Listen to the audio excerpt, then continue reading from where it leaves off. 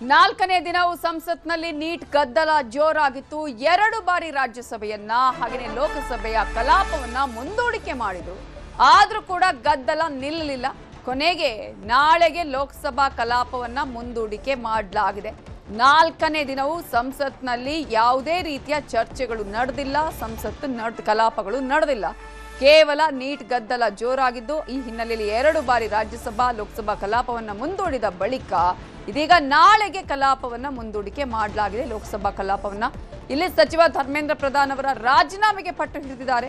ಕೇಂದ್ರ ಸರ್ಕಾರದ ಮೇಲೆ ಕಾಂಗ್ರೆಸ್ಸಿಗರು ಒತ್ತಡವನ್ನ ಹೇರ್ತಿದ್ದಾರೆ. ಚರ್ಚೆ ಮಾಡೋಣ, ತನಿಖೆ ಆಗ್ತಾ ಇದೆ ಅಂತ ಬಿಜೆಪಿಯವರು ಹೇಳ್ತಾ ಇದ್ರು ಕೂಡ ವಿಪಕ್ಷಗಳು ಕೇಳುವಂತಹ ಸ್ಥಿತಿಯಲ್ಲಿ ಇಲ್ಲ. ಕಾರಣ ಧರ್ಮೇಂದ್ರ ಪ್ರಧಾನ್ ಅವರು ರಾಜೀನಾಮೆಯನ್ನೇ ಕೊಡಬೇಕು ಅಂತ ಹೇಳಿ ಬಿಗಿಪಟ್ಟು ಹಿಡಿದು ಕೂತಿದ್ದಾರೆ. ಈ ಹಿನ್ನೆಲೆಯಲ್ಲಿ ಮತ್ತೆ ಗದ್ದಲ ಆಯಿತು. ಲೋಕಸಭೆಯಲ್ಲಿ ರಾಜ್ಯಸಭೆಯಲ್ಲಿ ಮತ್ತೆ ಮುಂದೂಡಿಕೆ ಆಯಿತು. ಆದರೂ ಕೂಡ ಈ ಒಂದು ಹಿನ್ನೆಲೆಯಲ್ಲಿ ಯಾವುದೇ ರೀತಿಯಾದಂತಹ ಒಂದು ಕನ್ಕ್ಲೂಷನ್ ಬರದ ಹಿನ್ನೆಲೆಯಲ್ಲಿ ಕಲಾಪವನ್ನು ನಾಳೆಗೆ ಮುಂದೂಡಿಕೆ ಮಾಡಲಾಗಿದೆ. ನೀಟ್ ಪರೀಕ್ಷೆಯಲ್ಲಿ ನಡೆದಂತಹ ಒಂದು ಅಕ್ರಮದ ವಿಚಾರ ಈಗ ಕೇವಲ ರಾಷ್ಟ್ರ ರಾಜಧಾನಿ ಮಾತ್ರ ಅಲ್ಲ, ಬೇರೆ ರಾಜ್ಯಗಳಿಗೂ ಕೂಡ ಇದೀಗ ಹೋರಾಟ ಪ್ರತಿಭಟನೆಯ ಬಿಸಿ ತಟ್ಟಿದೆ. ಪ್ರತಿಭಟನೆ ಬೇರೆ ಕಡೆಗಳಿಗೂ ಕೂಡ ಈಗ ಹಬ್ಬುತ್ತಾ ಇದೆ. ಕೇರಳದ ತಿರುವನಂತಪುರದಲ್ಲಿ ನೀಟ್ ಹೋರಾಟ ನಡೆದಿದೆ. ಕೇಂದ್ರದ ವಿರುದ್ಧ SFI ಪ್ರತಿಭಟನೆಯನ್ನ ಮಾಡಿದೆ. ಆ ಸಂದರ್ಭದಲ್ಲಿ ಉದ್ರಿಕ್ತರ ಮೇಲೆ ಜಲ ಫಿರಂಗಿ ಪ್ರಯೋಗವಾಗಿದೆ. ಬಿಜೆಪಿ ನಾಯಕರಿಂದ ಕೌಂಟರ್ ಪ್ರತಿಭಟನೆಯೂ ನಡೆದಿದೆ. ಕೇರಳ ಬಿಜೆಪಿ ಅಧ್ಯಕ್ಷ ರಾಜೀವ್ ಚಂದ್ರಶೇಖರ್ ಇದರಲ್ಲಿ ಭಾಗಿಯಾಗಿದ್ದು ಕಾಂಗ್ರೆಸ್ ಹಾಗೂ SFIನಿಂದ ರಾಜಕೀಯ ಅಂತ ಕಿಡಿಕಾರಿದ್ದಾರೆ.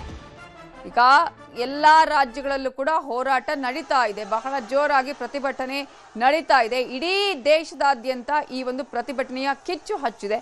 ಇಂತಹ ಸಂದರ್ಭದಲ್ಲಿ ಇದನ್ನ ಅಕ್ರಮವನ್ನ ವಿರೋಧಿಸಿ ಒಂದು ಹೋರಾಟ ಆದರೆ ಮತ್ತೊಂದು ಕಡೆ ಕೇಂದ್ರದ ವಿರುದ್ಧ SFI ಏನು ಹೋರಾಟವನ್ನ ಮಾಡ್ತು ಅದರ ವಿರುದ್ಧವೇ ಬಿಜೆಪಿ ನಾಯಕರು ಕೂಡ ಕೌಂಟರ್ ಪ್ರತಿಭಟನೆಯನ್ನ ಮಾಡಿದ್ರು. ಕೇರಳ ಬಿಜೆಪಿ ಅಧ್ಯಕ್ಷ ರಾಜೀವ್ ಚಂದ್ರಶೇಖರ್ ಕೂಡ ಈ ಒಂದು ಹೋರಾಟದಲ್ಲಿ ಭಾಗಿಯಾಗಿದ್ರು.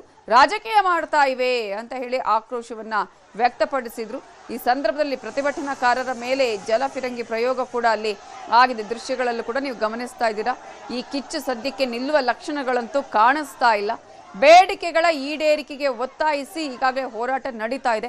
ಆ ಬೇಡಿಕೆಗಳು ಏನಂತ ಹೇಳಿದ್ರೆ, ಒಂದು ಧರ್ಮೇಂದ್ರ ಪ್ರಧಾನ್ ಅವರ ರಾಜೀನಾಮೆ, ಮತ್ತೊಂದು ಕಡೆ ಮಾತುಕತೆಗೆ ಬರಬೇಕು ಅಂತ ಹೇಳಿ ಯಾರು ತಪ್ಪಿತಸ್ಥರಿದ್ದಾರೋ ಅವರ ವಿರುದ್ಧ ಕ್ರಮ ಆಗಬೇಕು ಅನ್ನುವಂತಹ ವಿಚಾರ. ರಾಂಚಿಯಲ್ಲೂ ಕಾಂಗ್ರೆಸ್ನಿಂದ ನೀಟ್ ಹೋರಾಟ ನಡೀತಾ ಇದೆ. ಸಚಿವ ಪ್ರಧಾನ್ ರಾಜೀನಾಮೆಗೆ ಆಗ್ರಹಿಸಿ ಪ್ರತಿಭಟನೆಯನ್ನ ಕೈಗೊಳ್ಳಲಾಗಿದೆ. ಪೊಲೀಸರ ಜೊತೆ ಕಾರ್ಯಕರ್ತರು ವಾಗ್ವಾದವನ್ನ ಮಾಡಿದ್ದಾರೆ. ರಾಂಚಿಯಲ್ಲೂ ಕೂಡ ನೀಟ್ ಹೋರಾಟ, ಮತ್ತೊಂದು ಕಡೆ ಬಿಹಾರದ ದಾನಪುರದಲ್ಲೂ ದೊಡ್ಡ ಗಲಾಟೆಯಾಗಿದೆ.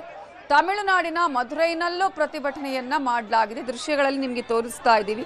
ರಾಂಚಿ, ಬಿಹಾರ, ತಮಿಳುನಾಡಿನ ಮಧುರೈ ಎಲ್ಲಾ ಕಡೆ ಕೂಡ ಈಗಾಗಲೇ ಪ್ರತಿಭಟನೆಯ ಕಿಚ್ಚು ಜೋರಾಗಿ ಹಬ್ಬಿದೆ.